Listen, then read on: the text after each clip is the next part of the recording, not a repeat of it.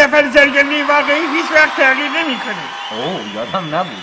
بسیار خوب. قول مراد موافقی که تمرین کنیم؟ بسیار خوب. تو الان فکر کن من فروغم و از من تقاضای ازدواج کن.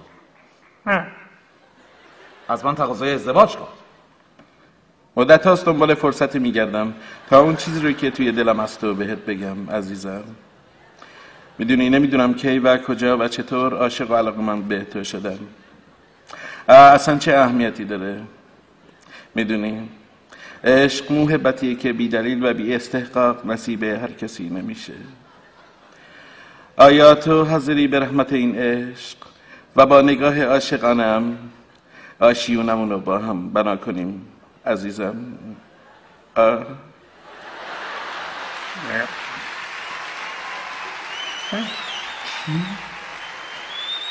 مدت هاست دنبال نه این حرفا رو تو کی یاد گرفتی؟ اینا رو تو سینما یه بازیگر بیمزه میگفت یاد گرفته. مال فیلم بوده ها؟ خب اب نداره این همینا رو قول مراد به فروغ میگی. این کدومه؟ همینایی که الان گفتی یا دیگه؟ کی گفته؟